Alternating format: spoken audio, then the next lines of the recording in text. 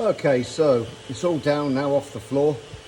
So I've undone, starting on here, I've undone these 13mm nuts on some studs that stick through there. The studs are on the dual mass flywheel there. So the pressure plate goes over the top of the friction plate. The friction plate is sandwiched between that mating surface there and on the reverse of this one, that mating surface there. So you do get an alignment tool in the kit because this is splined.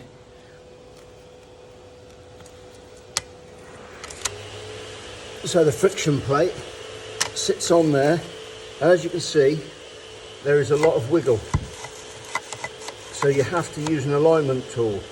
You can make your own, or you can buy one, or some of these people supply them in a kit, which this one has been supplied to me.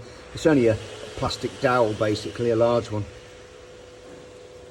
So you put that on, you put your friction plate over the top of the friction plate, you put your pressure plate, and it sits on like that. And obviously you twist it round until the holes line up with the relevant lugs, and there is a certain way it goes on. And then when you come to torque it up, because there is a torque value, you would use this special tool here.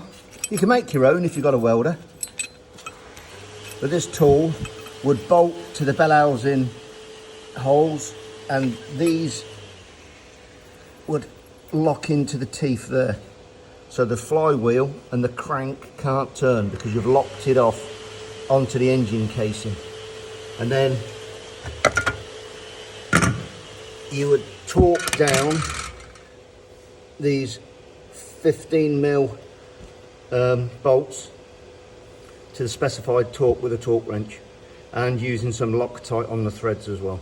And once you've done that, obviously this would all be cleaned up, it would be brand new. Even though it's brand new, you've still got to degrease the faces, degrease the friction plate, degrease the mating faces to make sure you've got no slippage whatsoever.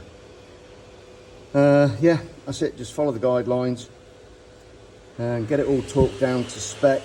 And once it's this side of it's on the back of the engine, it's just a case then of coming round to the gearbox bell housing. And if you remember earlier on, I said about there's a clutch fork that comes in behind here like that with the bearing on it, and when you put your foot down on the clutch it pushes forward towards the engine. On there, comes forward, presses on the pressure release plate there, which releases the friction on there so you can change gear. And when you lift the clutch it bites again, and then you get your drive with the crankshaft being supplied power from the pistons, etc, etc. So there you go.